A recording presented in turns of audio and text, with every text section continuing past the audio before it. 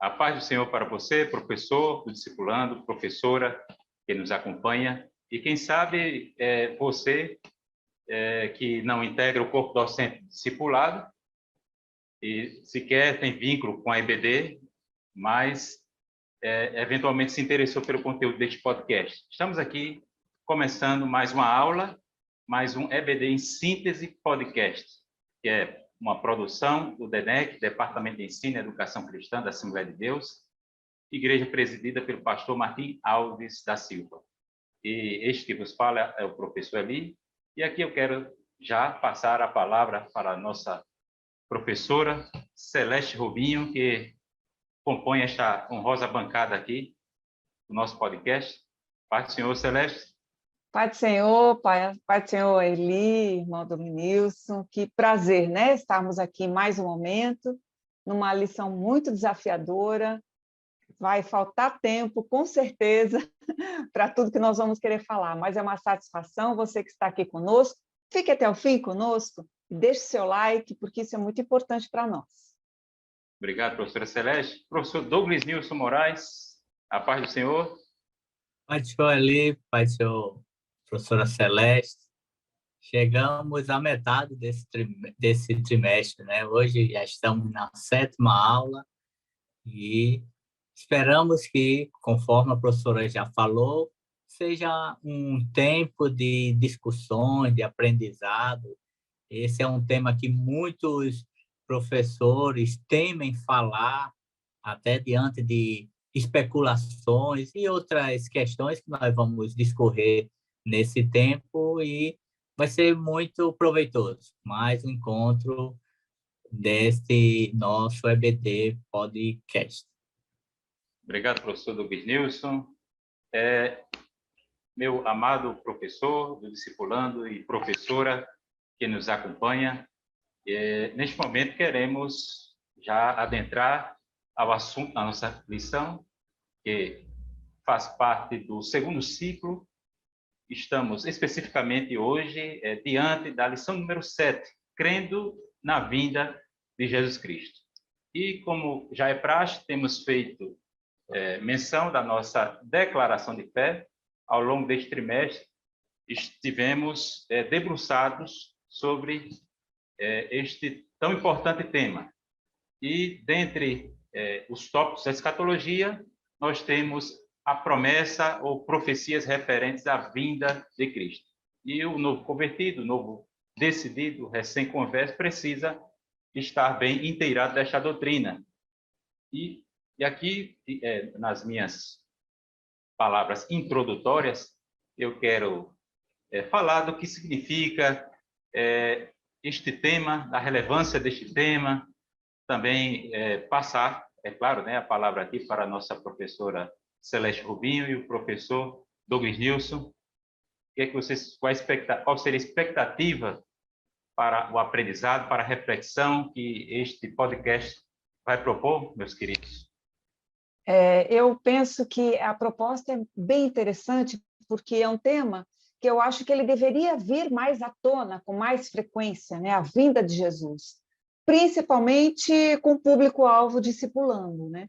Porque, por exemplo, eu vim de uma religião tradicional, isso há 22 anos atrás, mas a volta de Cristo era uma novidade para mim. Quando eu cheguei no primeiro dia de aula, que me deparei com esse tema, eu pensei, como assim ele volta, né? Então, é um tema que nós devemos trabalhar, lembrar e relembrar e discutir, porque ele é o centro de tudo. É tipo, eu ousaria dizer assim, que será o último capítulo da humanidade, né? A volta de Jesus Cristo. E é uma doutrina gloriosa que a gente tem que trabalhar com muito afinco, embora ela seja extremamente desafiadora, né? Porque falar de uma forma escatológica para um público tão sensível, tão iniciante, tem que ter muita cautela, né? Eu penso... E principalmente, professores, que diante do contexto que nós vivemos, né, em que cada vez as pessoas têm um olhar muito para esta vida, né? E como Paulo, escrevendo aos Coríntios, ele diz, se nós esperarmos somente nessa vida, esperarmos em Cristo somente nessa vida, nós somos os mais miseráveis. Então, falar sobre este evento, sobre a certeza deste evento, ele é por demais importante porque ele gera esperança. A volta de Cristo, ele jamais pode gerar medo, insegurança, temor nos corações dos salvos em Cristo. Ele gera esperança, gera expectativa, gera necessidade, desejo de estar com o Senhor, que era isso que gerava no coração da igreja primitiva, quando aqueles homens ouviam falar que Jesus iria voltar a qualquer instante. Alguns abriam mão de bens, de questões desta vida, porque para eles, ali, amanhã, no próximo final de semana, hoje já, Jesus iria voltar. Então, nós precisamos resgatar esse valor, essa certeza nos corações dos nossos ouvintes, dos nossos alunos, nossos discipulandos. Meus queridos, temos falado sobre a relevância, temos estabelecido aqui a relevância desse tópico para os nossos dias. Inicialmente, eu poderia dizer que o que se representa, como poderíamos definir a vinda de Cristo? Assim, a grosso modo, podemos dizer que a vinda de Cristo significa ou representa a nossa união definitiva com Cristo. A união definitiva da noiva com o seu noivo, né? Então, o que é? Significa isso. A consumação da nossa salvação. Mas para que Jesus viria? Jesus virá para reinar. Então, eu toquei aqui em 3 questões. O que é? O que significa e para quê? Temos falado aqui sobre, o professor Douglas News pontuou muito bem esses aspectos que indicam, que realçam a relevância dessa doutrina. E eu gostaria aqui de citar 2 teólogos, o Meyer Pillman e o Rodman Williams, né? O Meyer Pillman fala que as referências que tratam da vinda de Cristo são em torno de 300 referências. 300 referências. E ele vai mais adiante, ele é mais específico. Por exemplo, ele diz que para cada 8 vezes que as Escrituras tratam da segunda vinda de Cristo, né? Ou seja, existe uma proporção de 8 para 1. É como se você tem a primeira vinda e a segunda vinda. Então, existem 8 referências a mais, sempre em relação à segunda vinda, que é o assunto da aula de hoje, quando você compara a primeira vinda com a segunda vinda. Então, a segunda vinda é mais importante, ela é mais destacada, mais recorrente. E nós temos esse outro autor, o Rodman Williams, que fala que 1/5 da Bíblia se resume a profecias, trata de profecias. E quando você pega todas as profecias bíblicas, aí você tem 1/3 dessas profecias que tratam da vinda, do retorno de Cristo, do advento de Cristo. Né? E para você, sendo assim, só mais específico, apenas 4 livros do Novo Testamento não fazem referência à vinda de Cristo, mas todos os outros fazem referência à vinda de Cristo. E ali é interessante também pontuar que o evento da vinda de Cristo não é um evento que ele está isolado na Escritura.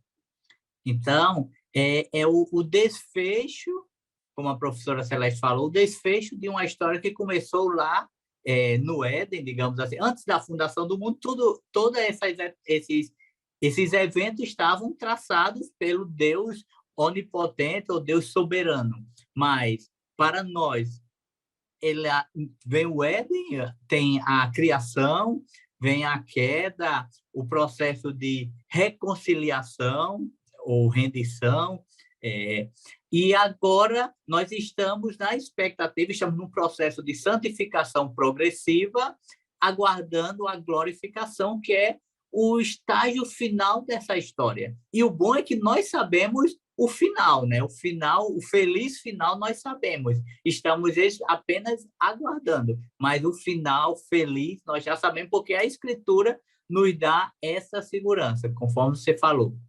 E é interessante também lembrar, o professor discipulando, que esse momento dessa fala, desse trabalho sobre a vinda de Jesus, é um momento que nós temos que nos alertar e alertar esse aluno porque é uma doutrina gloriosa, mas muito atacada. Por quê? Porque hoje em dia não é confortável ficar pensando que Jesus vai voltar, não é confortável ter essa certeza que ele vai voltar.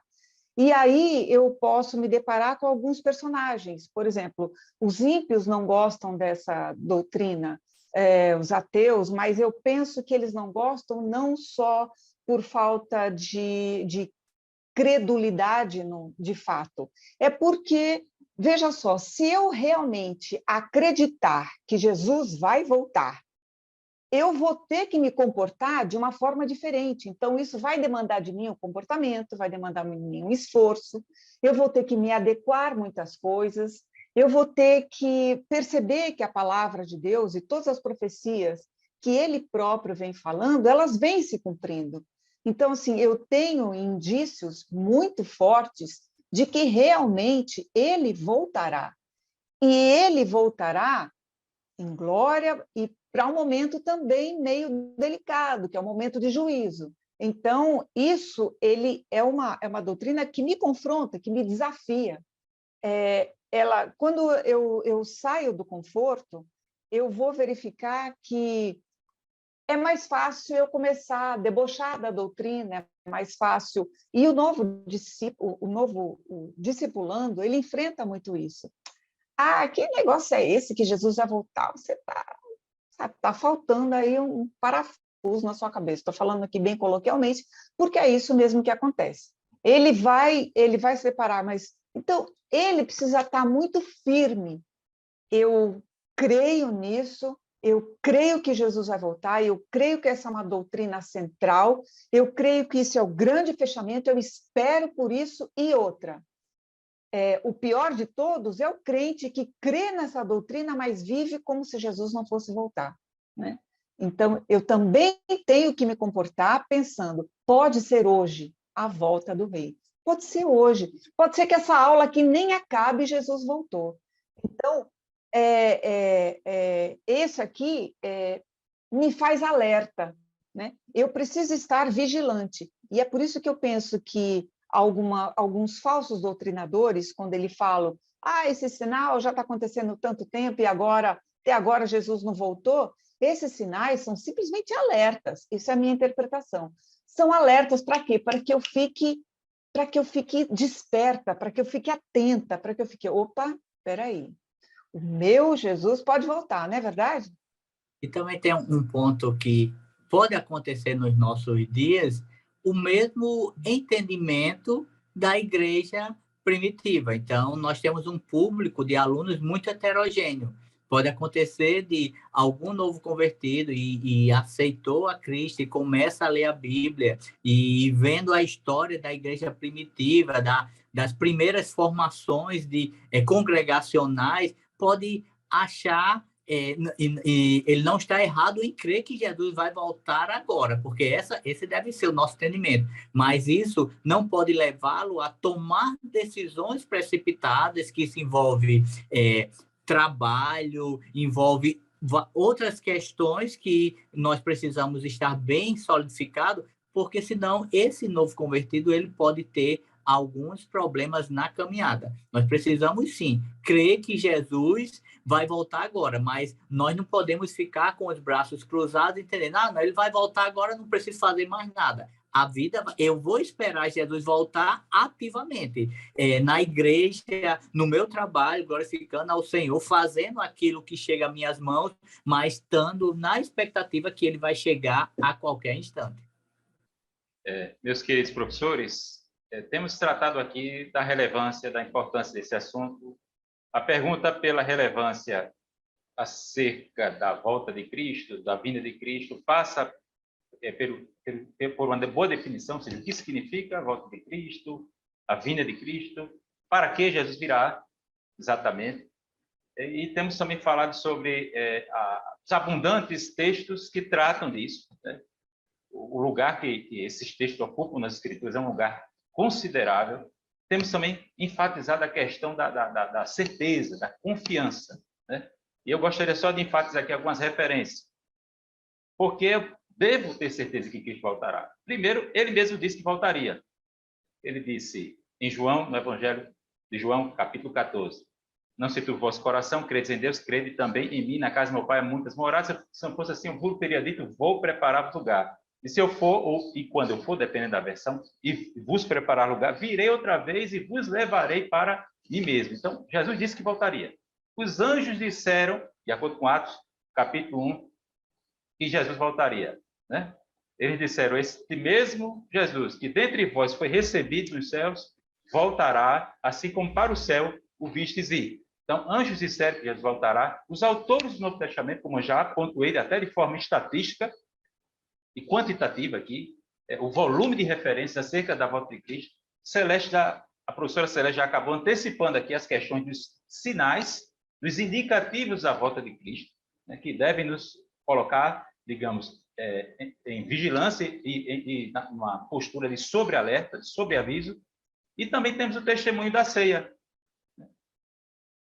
Porque anunciais, né, toda vez que comeis este pão e bebeis deste cálice, 1 Coríntios capítulo 11, anunciais a morte do Senhor até que ele venha. Quem colocou dessa forma, nesses termos, essa questão da certeza da volta de Cristo foi o pastor Antônio Gilberto. Antônio Gilberto. E ali...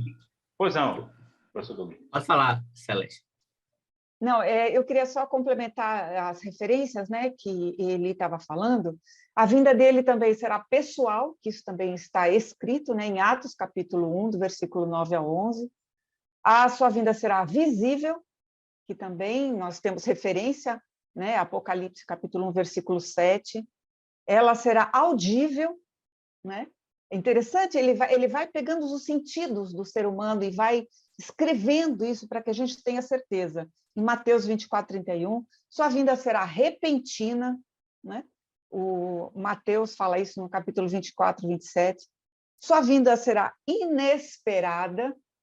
Eu acho isso fantástico, né? Nós não sabemos o tempo, a hora, e sua vinda será inescapável. Ninguém vai poder dizer, não, eu não sabia, eu não vi, não escutei, não. É inescapável. Todo olho verá, todo ouvido ouvirá, enfim. E sua vinda será gloriosa. Então, são referências para complementar aquilo que o professor Eli muito bem estava falando, que está escrito, né? E o que está escrito não dá. Pois não, professor Domingos. E ali é interessante que em todo esse cenário, né, que você apresenta, havia um sentimento de tristeza. Então, quando Jesus diz para os discípulos, não se turbe, eu vou voltar, eles estavam tristes diante do relato que Jesus tinha dito que estava chegando a hora. Lá em Coríntios, de igual modo, na Epístola aos Tessalonicenses, também eles estavam ali numa situação de desesperança, porque se perguntava, e aqueles que morreram? Se Jesus vai vir por esses dias, aqueles que morreram, o que vai ser dessas pessoas? Eles perderam? Então, o evento da volta de Cristo, ele encontra corações tristes também, lá em Atos, quando os anjos anunciam, ele encontra corações entristecidos e vem uma mensagem de esperança para trazer alegria, expectativa aos corações, aos ouvintes. E, de igual modo, aos nossos dias, porque quando nós olhamos para o cenário mundial, é um cenário caótico, um cenário de, muitas vezes, de desespero. Você vê, cada dia vão surgindo novas dificuldades, novas adversidades, e as pessoas podem, olhando para as questões desta vida, entrar num momento de tristeza. Como é que Jesus disse que voltava? Entre a questão do mal, Jesus não está vendo isso, Deus não está vendo isso, não faz nada. Então, a mensagem da volta de Cristo é uma mensagem, por demais, acalentadora aos corações em nossos tempos, porque é o evento, é o grande evento que nós estamos esperando. Nenhum evento que venha acontecer nos próximos meses ou anos se compara a este evento. Obrigado, professor Douglas Nilson. E esse aspecto aí que você destacou sobre como o mundo reage ou se porta diante dessa noção de fim do mundo, né? Como é que nós podemos colocar aqui as perguntas sobre o futuro, né? O mundo ele, digamos, se move desde utopias, projetos políticos e, digamos, verdadeiras engenharias sociais que buscam a todo custo, usando de um arrobo ufanista, implantar uma espécie de reino aqui, né? De paraíso, né? Uma espécie de instauração de paraíso, né? E eles prometem, né? É o que eu gostaria de dizer com isso aqui, movimentos utopistas, né? Eles se apoiam em utopias e, na verdade, essas utopias acabam se revelando em distópicas, ou seja, um tanto quanto trágicas. Por quê? Porque quem vai todos os reinos deste mundo são usurpadores. Somente Cristo reinar, é o verdadeiro rei, né? De direito, mas ainda não é de fato, porque os joelhos ainda não estão dobrados diante dele. Então, nós temos esse movimento utopista, nós temos também tanto movimentos, digamos, com a visão otimista, com a natureza humana e com a possibilidade de se instaurar um reino aqui na Terra, um reino de igualdade, de justiça, para todos. E também temos uma perspectiva também um tanto quanto pessimista sobre o futuro e de desespero, como vocês já aludiram ao longo da fala de cada um, né? E a Bíblia? A Bíblia, ela revela o futuro, como já falamos, ela revela o futuro. Isso é um problema para Deus? Não, porque, primeiramente, Deus existe fora do tempo. Isso não é nenhum problema para Deus. E sim, eu estou aqui falando da Bíblia, estou salientando para o... E é importante que você, professor discípulo, saliente isso para o novo convertido. Por quê? Porque as Escrituras, ela é normativa para o crente. Ela é normativa para o crente. Por isso que nos baseamos nas Escrituras para entendermos os tempos que estamos vivendo, né? Então, a Bíblia interpreta os eventos históricos. Por quê? Porque Deus está além do tempo e do espaço. Deus está acima da história, presidindo a história, né? Então, nós temos essa crença por causa das Escrituras. Então, é importante o professor ele deixar isso muito claro. Professor Douglas, você ia falar alguma coisa?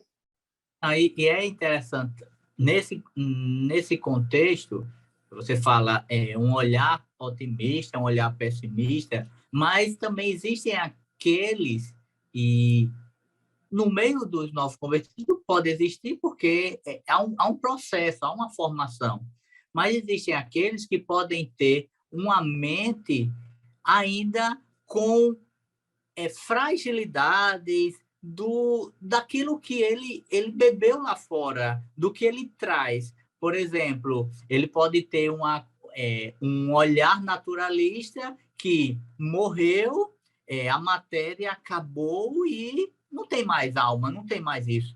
Ou um olhar universalista que, no final das contas, por mais que você passe por um processo de purificação, você vai alcançar o céu de uma forma ou de outra. Então, essas inverdades, essas heresias que pode deixar o novo convertido numa zona de conforto, é de igual modo perigoso, porque ele pode caminhar achando que tudo vai dar certo. No final, tudo vai dar certo, e não é bem assim. Aí, como você fala, a Bíblia, a norma de fé e prática, ela deve estar sempre regendo todo esse processo. O que a Bíblia diz? Não, a Bíblia não nos diz isso. Então, eu não posso seguir uma linha, uma filosofia, se é que eu posso dizer isso, algo dessa natureza, porque a Bíblia não me dá respaldo. É verdade. E aproveitando, eu também destacaria que quando nós estamos falando desse novo convertido que ainda, ou por um viés, ele está deslumbrado com o mundo, ou ele está equivocado com algumas informações, é bom também deixar claro que alguns exemplos do próprio Jesus, né? Porque lá em Marcos, capítulo 13, dos versículos 1 a 8, quando eles estão saindo do templo e os discípulos falam, olha que beleza, que bonito, olha as pedras, e Jesus fala, sim, olha, não vai ficar pedra sobre pedra, ou seja, Jesus não se impressionava com a glória possível deste mundo, né? Nada o impressionava. Ele, todo o tempo, ele queria transpassar isso para os seus discípulos. Olha, isto o que vocês estão vendo é belo, tem sua funcionalidade, mas isso é temporal. O que importa não é este aqui, o que importa é lá, para onde vocês devem pensar, onde deve estar o seu olhar. É claro, como o professor Dorlinês falou, que o meu olhar para o futuro e a minha esperança em Cristo, né? Porque Ele é a minha esperança, em 1 Timóteo 1:1, Jesus Cristo, esperança nossa, Ele é uma esperança real. Mesmo estando o meu olhar na esperança, isso não me exime de fazer as minhas obrigações diárias, né? Eu tenho que continuar, diga ao povo que marche. Então, continue fazendo o seu melhor, da melhor forma, e outra, sempre faça tudo o que fizer como para Deus e não aos homens, né? Então, é importante você trabalhar isso, dizer, lembrar esse novo convertido que essa glória passageira desse mundo aqui, ela não significa nada. Os nossos olhos devem estar voltados para Cristo, né? Professora Celeste e o professor Doberneus, só ainda fechando esses elementos acerca de como devemos responder a essa verdade, a essa crença, essa esperança do retorno de Cristo. Nós poderíamos também citar entre nós pessoas, né, que, digamos, teriam desenvolvido uma espécie de escatofobia. Já pensou? Um medo das coisas futuras. Escatofobia verdade. seria um extremo. Aí o outro extremo seria a obsessão, a escatomania. Né? Já pensou você supervalorizar a doutrina da vinda de Cristo em detrimento das outras doutrinas? Né? Você vai falar com a pessoa só quer falar disso, né? E tratando fazendo essa doutrina, digamos, um fim em si mesma, né? Então, precisamos ter equilíbrio, né? A professora Celeste já citou aí ateus, e eu poderia aqui acrescentar, como Pedro destaca no capítulo 3 da segunda carta, versículo 2 e diante, escarnecedores que nos últimos dias, vivendo segundo suas próprias paixões, estariam a dizer, né, onde está a promessa da sua vinda, porque desde quando os pais dormiram, as coisas permanecem como desde o princípio. Então, nós temos escárnio acerca da vinda de Cristo e poderíamos também citar indiferença, apatia. Né? Apatia. Jesus mesmo falou, né? Assim como foi nos dias de Noé, ou como foram os dias de Noé. Comiam, bebiam, casavam, plantavam, edificavam, vendiam, compravam, davam-se em casamento, né? Até que veio o dilúvio e levou a todos. O que vocês poderiam acrescentar ou comentar acerca ainda dessas questões, de postura? Douglas, você ia falar alguma coisa? Nesses dois extremos que você fala, a gente pode pontuar também o seguinte: o primeiro, o medo, e isso é muito característico, principalmente o novo convertido, no início de uma caminhada, temer os eventos escatológicos. Muitas vezes porque não entende que o livro de Apocalipse ele tem simbologias e a gente precisa ter uma correta interpretação daqueles elementos para não literalizar tudo. Então, é preciso ter uma correta interpretação, e para isso o novo convertido precisa ter orientação, auxílio do professor nesse processo, mas também, quando atinge o outro lado, em que tudo termina em escatologia, é o perigo de nós sabemos que toda mensagem, toda pregação, ela deve apresentar Cristo, porque Cristo é o tema central. Mas Cristo é o tema central. Então, quando eu pego um tema de maior relevância para mim, e qualquer mensagem, qualquer fala, eu termino naquele tema, então eu estou tornando esse tema central, quando, na verdade, o tema não é central. Cristo, que é a centralidade das Escrituras. Professora Celeste? E eu queria avançar um pouco Quer dizer, lógico que estamos fazendo aqui um panorama bem aberto, né? Eu acho que na nossa conversa nós vamos acabar abordando absolutamente tudo que deve ser proposto aqui na revista, mas é interessante que, quando a revista fala os equívocos, né, concernentes à vinda de Cristo, é interessante que os próprios discípulos, quando eles perguntaram, né, para Jesus, será que isso vai acontecer agora, né? É agora que o reino de Israel vai ser restaurado? Enfim, eles demonstram ali que eles também estavam confusos, né? Esse ponto ele faz mais ou menos um equilíbrio. As perguntas do discípulo, como, quando, e a resposta de Jesus. Olha, calma, isso aqui não te pertence saber nem como ou quando, né? É como se Jesus estivesse falando, porque lá na frente ele vai dizer mais, o que você tem que prestar atenção mesmo isso aqui não pertence você saber, não vos pertence saber o tempo, nem ou as estações. E esse tempo, as estações, né? Quando ele fala tempos, ele está se referindo aqui a cronos, né? Que é a forma de perceber o tempo quantitativamente. E quando ele fala ou as estações, que ele também está dizendo nenhum nem outro, as estações aqui, ela se refere a kairos, que percebe o tempo qualitativamente, né?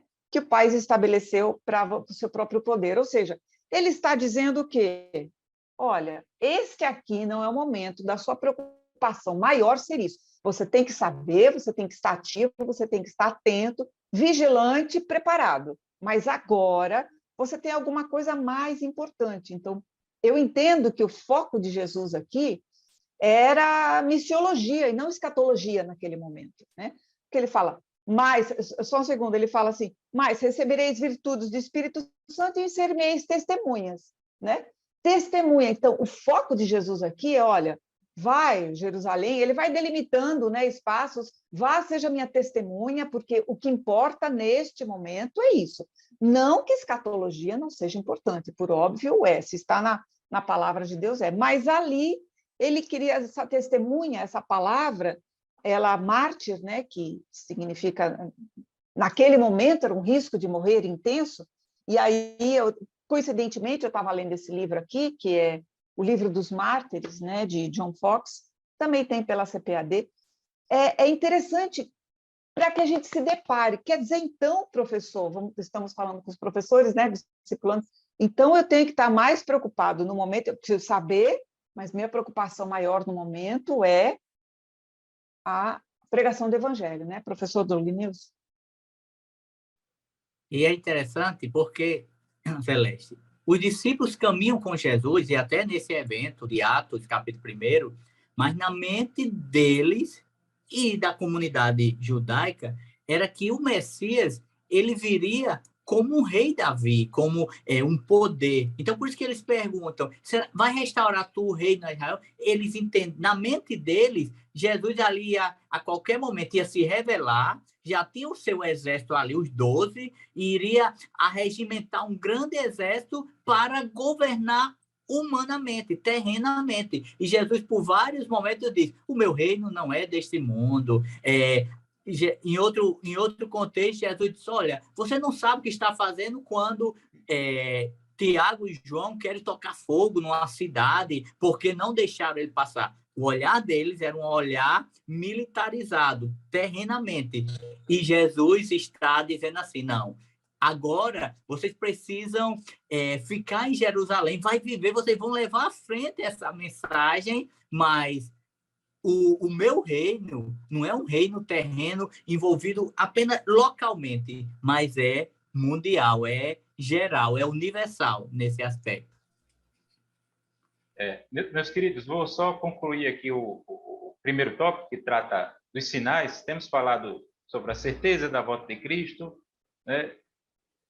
É interessante o professor deixar claro que estamos vivendo já os últimos dias. O autor aos Hebreus, no capítulo 1, versículo 1, diz, né? Havendo antigamente Deus falado aos pais de muitas maneiras e muitas vezes aos nossos pais pelos profetas, a nós nesses últimos dias falou-nos pelo seu Filho. Então, estamos vivendo os últimos dias desde do registro, né, do autor aos Hebreus, ali no capítulo 1, estamos já vivendo os últimos dias. Nesses últimos dias, Deus falou-nos pelo seu Filho. Então, outro ponto, nenhuma profecia está por se cumprir, a não ser a profecia de que Cristo virá para buscar a igreja e tal, né, que é a primeira fase dessa segunda vinda. Então, vivemos os últimos dias, nenhuma profecia tem um cumprimento pendente, né? E aqui eu gostaria de destacar um aspecto dessa doutrina da vinda de Cristo, que também tem a ver com esses tais, que é a iminência da volta de Cristo.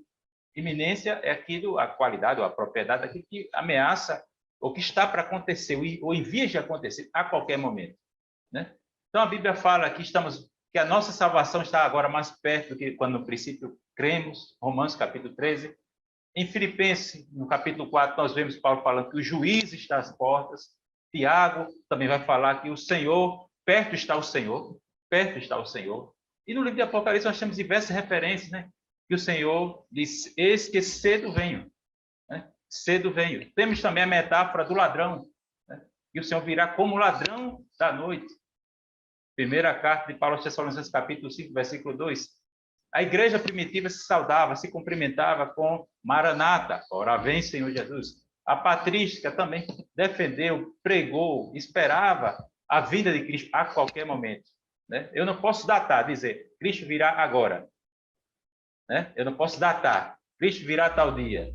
Mas também se eu disser, Cristo não virá hoje, eu também estou datando, né? Então eu posso excluir, eu não posso excluir do dia de hoje a volta de Cristo. O correto seria nós colocarmos nesses termos, Cristo virá a qualquer momento. Cristo virá a qualquer momento. E É por isso a importância de estar vigia, né? Desculpa, professor. Vigia. Não, não, pode falar. Celeste, professor Domingues. E essa datação é interessante porque a própria lição vai apresentar, no segundo tópico, né, algumas personagens, digamos assim, na história do cristianismo que dataram. Como também seitas existiram pessoas que dataram este evento da volta de Cristo. E todos eles fracassaram. Sim?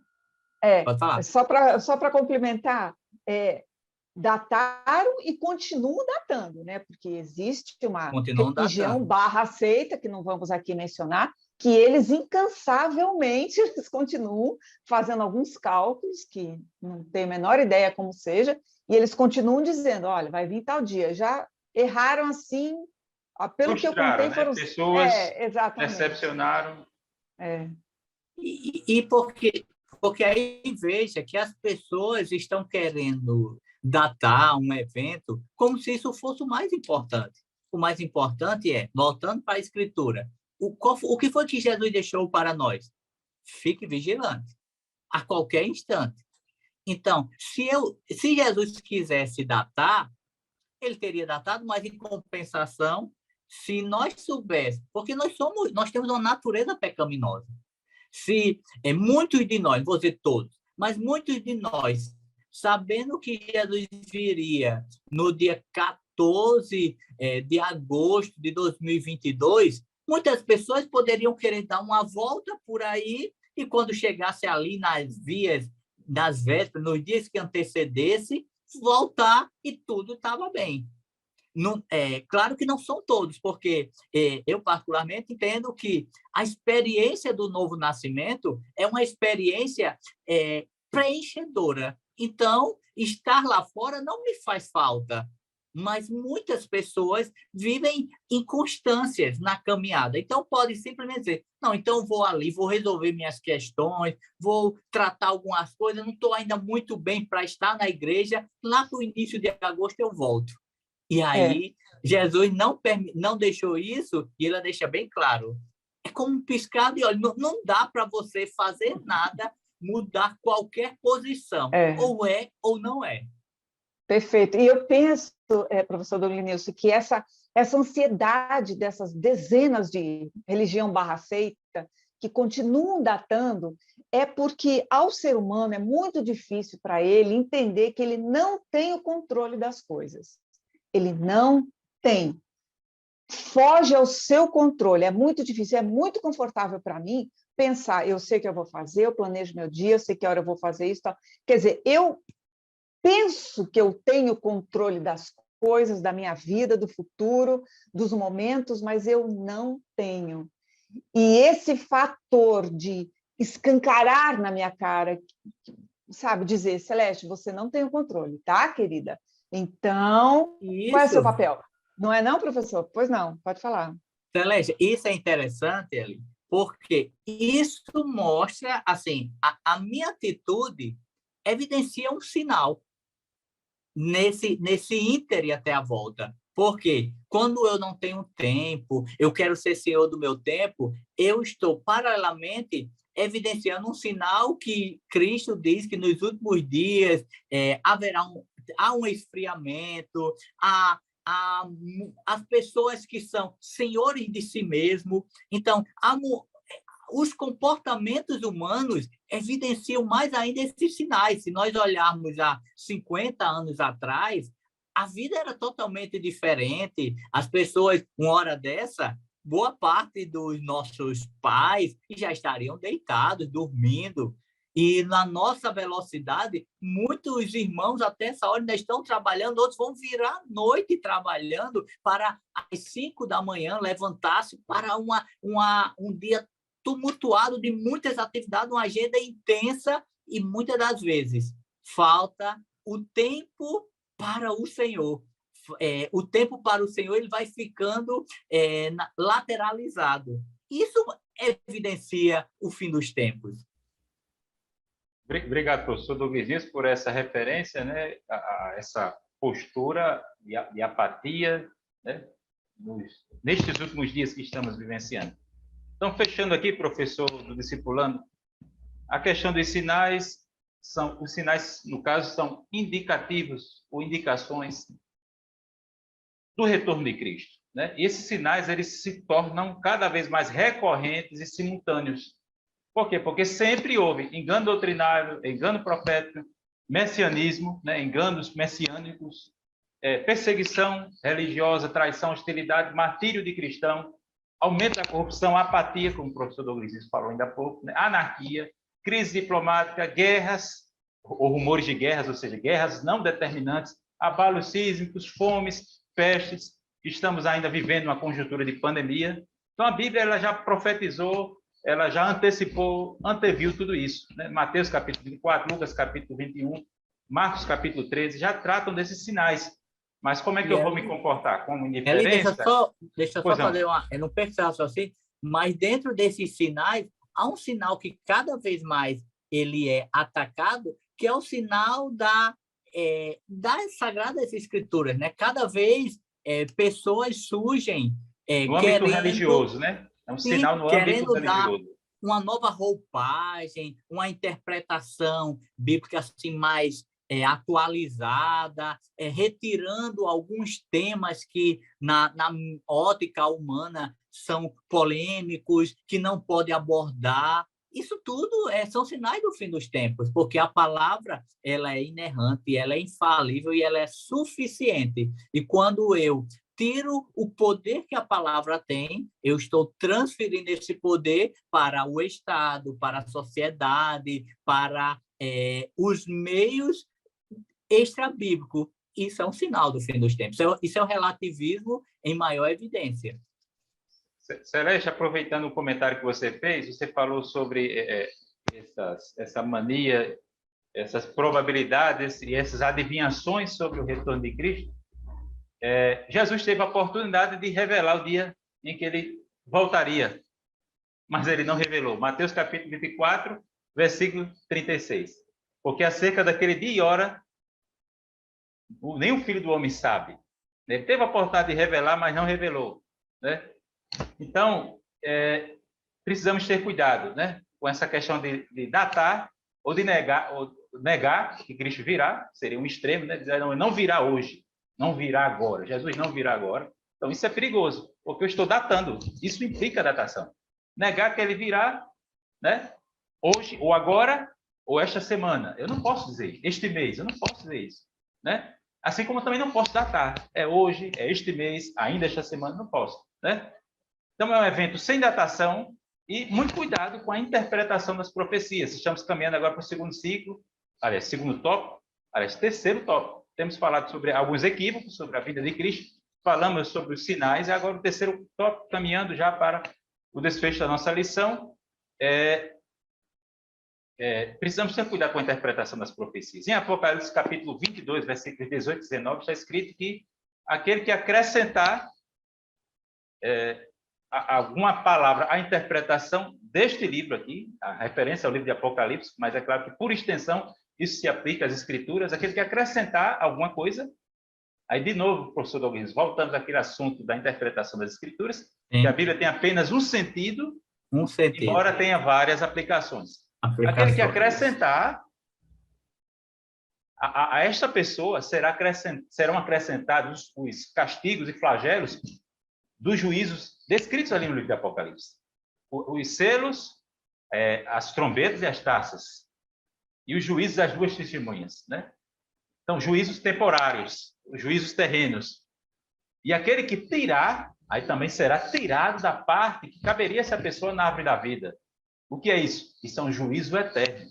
Quem fala isso nesses termos é o autor Grant Osborne, no comentário exegético do livro de Apocalipse. Tenham muito cuidado, muita cautela com a interpretação de profecias.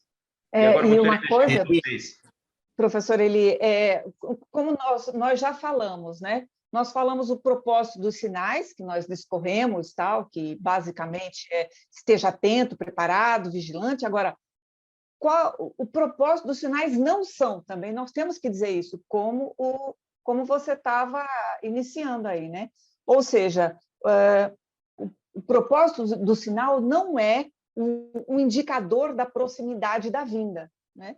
Eles são alertas. Por exemplo, muita gente fala assim, eu já vi alunos falando, não, porque não acontecia tanto terremoto como vem acontecendo, não acontecia tantas desgraças como vem acontecendo. Olha, acontecia sim. Isso sempre aconteceu, faz 2000 anos que está acontecendo e vai continuar acontecendo, porque isso são alertas, são lembretes. Então, eu não posso pegar uma guerra, estamos na iminência de uma terceira guerra mundial, sabe? As pessoas estão loucas para pegar um item e fazer daquilo uma doutrina todinha, não? Então, isso é um sinal de que Jesus, então, está voltando, não. Cuidado, que você tem que ter cuidado com os propósitos do que o sinal é e do que o sinal não é. E quanto mais esses eventos eles potencializam, aí sim nós vemos que o príncipe deste século ele sabe também que os dias deles estão chegando ao fim. Então, qual é a única ação dele nesses dias finais do seu governo na Terra? É potencializar, é aumentar a destruição, deturpar os valores, porque fazendo isso, ele vai captar mais pessoas para o reino dele, que é o inferno, que é a vida eterna distanciada de Deus. Em contrapartida, veja a responsabilidade nossa também, nós, professores. Nós temos que ter uma convicção, uma solidez desses eventos, e no caso aqui da volta de Cristo, porque essa mensagem ela deve gerar esperança para quem está no caminho, para permanecer, deve servir, como a professora Celeste falou, de alerta para quem está fora do caminho, que ainda é tempo de entrar no caminho, e também é uma esperança para aquele que nunca entrou no caminho, mas que a porta da graça ainda está aberta. Então, essa mensagem nós precisamos, não podemos mascarar sua verdade, mas nós precisamos apresentá-la como uma mensagem de esperança, porque todos os temores, as inseguranças que permeiam a história escatológica, o evento escatológico, ele não pode ser algo meramente teológico, que alguém disse de escatologia, mas isso não gerou esperança no meu coração. Isso não aqueceu o meu coração para estar mais, buscando mais o Senhor nesse íntere da sua vida. Então, eu entendo que essa mensagem ela deve gerar esperança. E só para corroborar com o que o professor está falando, a vinda de Jesus Cristo é o evento mais importante a se realizar no calendário de Deus. Então, eu acho que esse deve ser a esperança tremenda que vê, ai, que bom, ai, Jesus vai voltar, isso me dá um alívio no coração.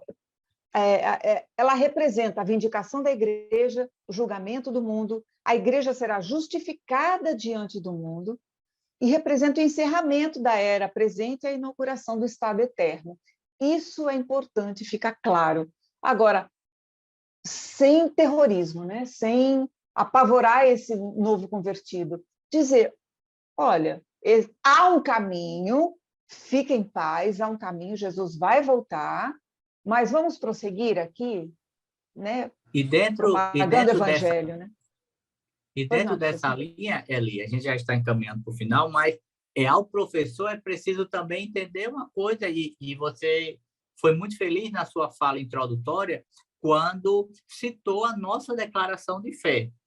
Nós precisamos entender que nessa parte, nessa questão escatológica, existem várias linhas. Existem aqueles irmãos que são amilenistas, existem aqueles que, acerca do arrebatamento, nós somos pré-tribulacionistas. A nossa declaração de fé deixa isso bem claro, e nós precisamos deixar isso claro para o nosso aluno. Verdade. Mas existem os irmãos que são mesotribulacionistas, existem aqueles que são pós-tribulacionistas, existem aqueles que entendem que a segunda vinda de Jesus ele se dará naquele aspecto de todo olho verá apenas. Nós entendemos que essa segunda vinda terá 2 momentos. Um momento para a igreja, que é o arrebatamento, que somente os salvos em Cristo terão essa experiência. Mas tem um segundo momento, quando pós esse período da grande tribulação, a igreja volta com Cristo para reinar com ele na terra. Então, esses eventos, essa sequência, a nossa declaração de fé deixa muito claro. É o calendário. A declaração de fé deixa isso muito claro. E o nosso professor ele precisa ser fiel ao nosso credo doutrinário para depois não deixar o aluno confuso, principalmente nos dias atuais, onde a internet, o acesso à informação, a várias informações, está muito fácil. Então, o professor ele precisa ser muito autêntico e muito fiel ao nosso credo, que é fundamentado nas Escrituras. Obrigado, professor Douglas. Me permitam só voltar um pouco à colocação da professora Celeste. Quando ela relacionou os sinais da vinda de Cristo, os sinais com a iminência, né? Para que ninguém, digamos, entenda de maneira equivocada, né? Os sinais, o que eu quis dizer? Qual é o problema aí? É quando você isola os sinais do seu contexto, né? Ou se toma como referência um ou outro sinal para datar a vinda de Cristo. O que as Escrituras tratam? Realmente os sinais são da vinda, não é de que Jesus não virá. De fato, os sinais apontam que Cristo voltará, né? Então, mas qual é a diferença? O que a gente precisa considerar aí é que esses sinais estão cada vez mais recorrentes, frequentes e simultâneos, ou seja, eles são cada vez mais concomitantes, acontecendo ao mesmo tempo. Esses sinais já aconteciam, mas eram mais infrequentes. Mas hoje não, eles são mais recorrentes. À medida que a gente avança para o final da história, esses sinais são mais recorrentes e concomitantes ou simultâneos, né? Mas são sinais da vinda de Cristo, e não de que Cristo vai demorar, né? Agora, Cristo deixou claro, né? São princípio de dores. Não é o fim ainda. São princípio, tratam-se, né? Tudo isso aí são princípios das dores, né? Agora, meus queridos, só aqui, fechando essa questão da interpretação, sobre o arrebatamento, a vinda de Cristo, em geral, é uma profecia incondicional. Né? Incondicional. Não depende de eu ser fiel ou não, ou de eu estar bem ou não com Deus, Cristo voltará. É uma profecia incondicional. Não está condicionada às pessoas crerem ou não nessa profecia. Né? Cristo voltará. Segundo, nós temos precedentes acerca do arrebatamento, né? Que é a primeira fase da segunda vinda de Cristo. Enoque, capítulo 5 de Gênesis, foi trasladado, foi o rapto, né? Foi objeto do rapto. Foi tomado, Deus o tomou para si. Nós temos Enoque, nós temos Elias, que não passou pela morte e foi elevado aos céus, né? Num redemoinho, não numa carruagem de fogo, né? E nós temos Jesus falando sobre vir nos buscar e depois sobre o retorno de Cristo com a noiva. Então, nós temos um arrebatamento. Tá certo? Eu virei outra vez e vos levarei para mim mesmo, para que onde eu estiver, estejais vós também. Então, nós seremos levados. E ficaremos para sempre no céu? Não, voltaremos. Esta é a segunda fase da segunda vinda de Cristo. Apocalipse, capítulo 21. O noivo vindo com a sua noiva ataviada. Então, a igreja vai e a igreja volta. Eu me referi à primeira fase da segunda vinda e à segunda fase da segunda vinda, né? E a questão do abrir e fechar de olhos, que Paulo fala em 1 Coríntios, capítulo 15, versículo 52 e diante, ele trata, né? A palavra lá no original, na versão original, é átomo, porque no momento, no abrir e fechar de olhos, este o aspecto da invisibilidade do arrebatamento. Mas na segunda fase, segunda vinda, todo olho verá. Então, meus queridos, eu queria só fazer essa distinção entre vinda visível e vinda não visível, que é o arrebatamento da igreja. Aplicando aqui, meus queridos, e concluindo aqui para as minhas considerações finais, como é que eu poderia, eu quero aqui recomendar para o professor, qual seria o melhor desfecho que aqui eu gostaria de sugerir para o professor? Uma palavra, aspiração, desejar a vinda de Cristo. Por quê? Porque a vinda de Cristo tem a ver com a consumação da nossa salvação, ou seja, a glorificação do nosso corpo.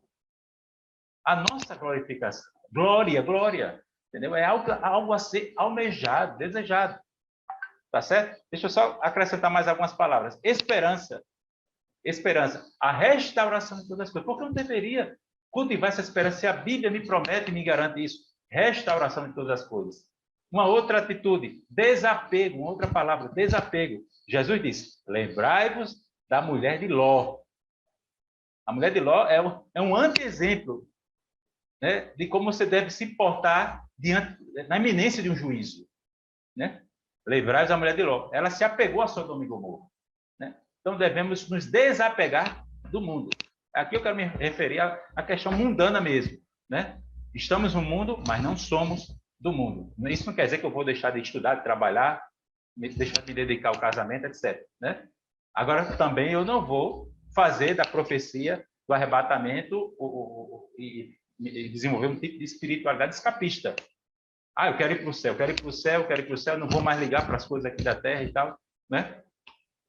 Ir para o céu, ir para o céu, ir para o céu. Tá certo, meus queridos? Então, mais três palavrinhas. Enquanto Jesus não vem, eu devo vigiar, devo estar apercebido, devo exercer a piedade, viver santamente, piedosamente, e devo também evangelizar e cumprir o ministério que Cristo me confiou. Né? Então, vigilância, piedade e ministério, ou seja, o exercício dos dons. Obrigado, meus queridos. Não, pode falar, Celeste. Pode falar. Não, só as considerações finais mesmo. Eu deixaria como sugestão ao professor uma pergunta, que ele fizesse uma pergunta aos seus alunos. Você gostaria, você queria, você almejaria que Jesus voltasse hoje na sua vida? Eu acho que perguntas são provocativas e são muito instrutivas, não para que ele responda, para que ele não responda, para que ele vá para casa e medite nisso, e pense nisso, e aproveite as referências da revista e as referências que os professores, que nós aqui tanto falamos, eles vão ter referências em abundância, para que ele pesquise. E ele chega a uma conclusão. Eu gostaria que Jesus voltasse hoje, né? porque em Apocalipse 22:20 é lindo, ora vem Senhor Jesus, né? É um clamor, né? Porque é o ápice de tudo, é o grande desejo do cristão. Então, fica aqui as minhas considerações finais com a pergunta, professor. Provoque o seu aluno. E nas minhas considerações finais, certa vez em uma aula, um professor falando sobre a questão da comunicação, dos jornais, ele falaram o seguinte, que muitas vezes no Brasil, os jornais, ele tem é uma técnica que se tem. Você começa um jornal com os piores acontecimentos, catástrofe, morte, a inflação em alta, e o final desse jornal vai apresentar algo que faça o espectador esquecer tudo aquilo. Então, vai falar sobre o futebol que se desponta no país, sobre uma história de superação. E aí eu entendo que, ao contrário dos jornais, o nosso caso não é botar debaixo do tapete uma história. Na verdade, é revelar a história. Nós sabemos que o final, falamos de esperança, porque a Bíblia ela inicia e conclui esperança. Então, essa é a mensagem, esse o final desse jornal, desse programa que estamos vivendo. Esperança, porque tudo dessa vida vai passar, mas o Senhor voltará, e a nossa esperança é Ele vir, como diz o hino da harpa, breve Ele volta, quando eu não sei, breve Ele volta, Jesus virá outra vez. Aí, se ele quiser ensaiar aí com sua bela voz esse corinho, você encerra a aula e ficamos satisfeitos. Obrigado, professor Douglas Nilson. Obrigado, professora Celeste Robinho. Professora do Discipulando, você que ensina o Discipulando, esta é a nossa expectativa, né, que você faça um bom aproveitamento desses subsídios, desses questionamentos, dessas provocações que fizemos e as reflexões, né, que tentamos aqui direcionar, de alguma forma, levar aqui para a sua compreensão. O tema escatológico geralmente envolve muita controvérsia, muita discussão. Alguém até já falou que é um debate que causa mais calor do que luz, né? Mas desde que venhamos a conduzi-lo, né, pautado nas Escrituras, né, nós seremos edificados e a nossa vida será transformada, e a vida do aluno será transformada, e esperamos que o discipulando seja abençoado com este podcast. Queremos aqui concluir a nossa participação em mais um EBD em Síntese podcast. Graças a Deus pela vida dos professores Douglas Nilson e professora Celeste. Graças a Deus por sua vida, você que ensina no Discipulando. Queremos aqui agradecer também ao pastor Reinaldo e ao pastor Martim Alves por mais este apoio, né, em confiar a nós esta missão de levar adiante uma reflexão da palavra de Deus dentro dos moldes do podcast. Obrigado a todos e a paz do Senhor. Até a próxima lição. A paz do Senhor. Até a próxima. Paz do Senhor. Até a próxima.